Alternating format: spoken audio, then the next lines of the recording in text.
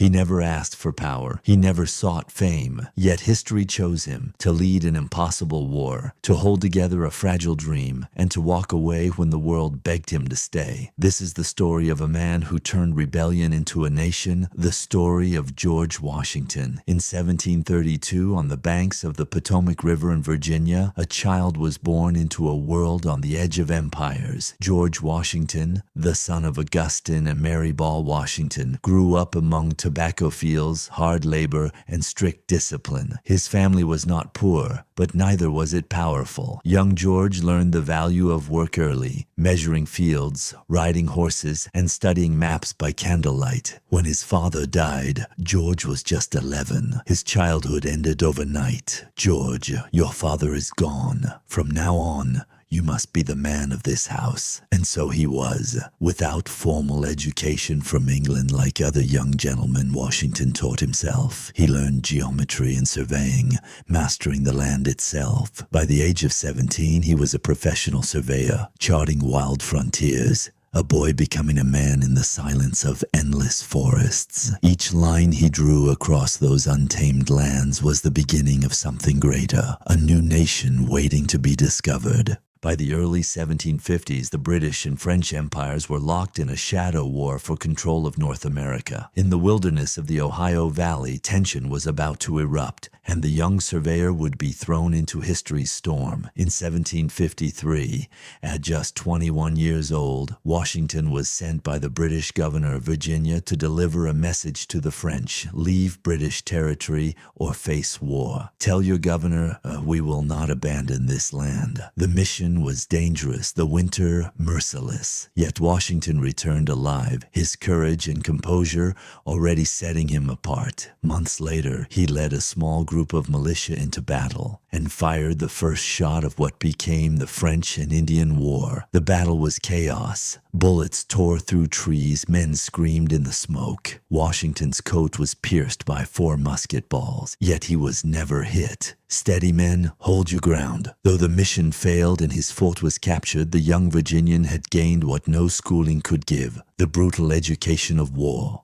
The war ended with British victory, but victory came with chains. Britain's taxes tightened around the colonies like a noose. The Stamp Act, the Tea Act, soldiers quartered in American homes. Washington, now a respected landowner and veteran, watched as Parliament treated free men like servants. Taxation without representation is tyranny. In taverns and assembly halls, the air grew electric with rebellion. When the first shots were fired at Lexington and Concord in 1775, the colonies needed not just a cause, they needed a commander. The choice was quiet but clear. In a hall in Philadelphia, men debated the future of America. "I know of no man more capable, more dignified, and more trusted to command our army than Colonel George Washington." Washington accepted, not with joy but with solemn duty. "I do not think myself equal to the command I am honored with, but I will do all that I can." And so began a war against the greatest empire on earth, led by a man who never sought war at all.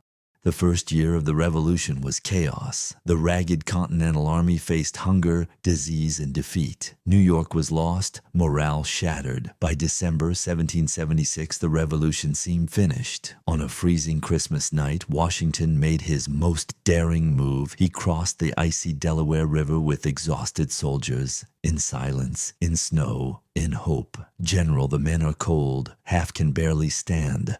They will stand when freedom calls." At dawn, they struck the Hessian camp at Trenton and won. That small victory revived the dying dream of independence. The myth of British invincibility was shattered by courage born of desperation. But triumph was fleeting. The winter at Valley Forge was a season of suffering. Snow-buried tents, soldiers starved, and disease spread like wildfire. Washington walked among his men, sharing their hunger, their pain, their silence. These men, they are not soldiers of a king. They are citizens of an idea. That idea, liberty, held them together when food and hope were gone. Then came help from across the ocean. The Prussian officer Baron von Steuben drilled the army into discipline. By spring, Washington's men emerged transformed, not as survivors, but as a true army. As years passed, the war stretched across continents. France joined America's cause, bringing fleets and funds. Still, Washington's patience and resolve were tested at every step.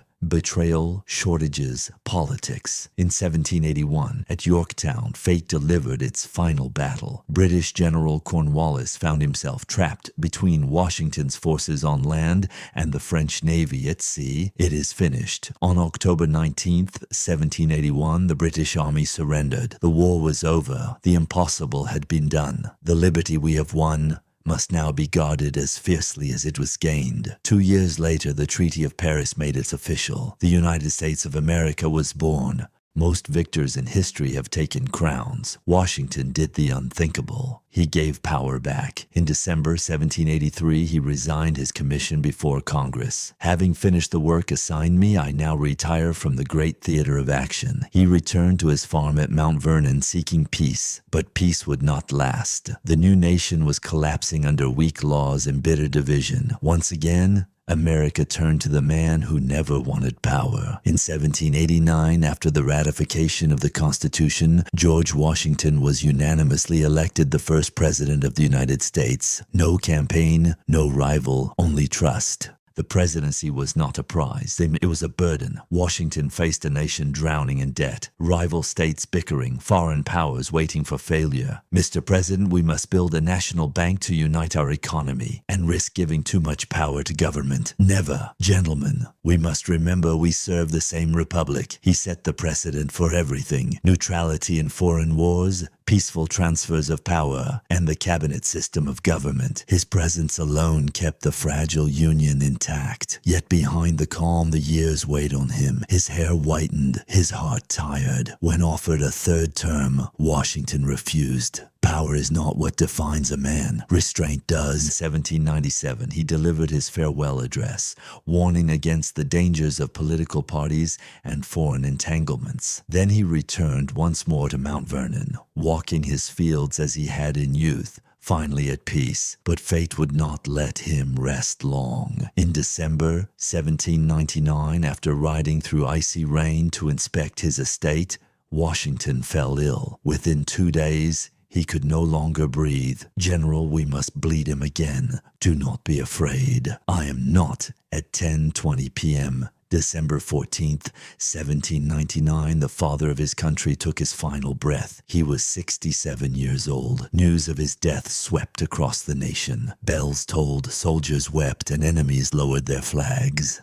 From a surveyor's compass to a general's sword, from rebellion to republic, George Washington proved that true greatness lies not in taking power, but in giving it back. Government of the people, by the people, for the people. May it never perish from the earth. If you enjoyed this story, like, share, and subscribe for more epic tales of courage, freedom, and the people who changed our world.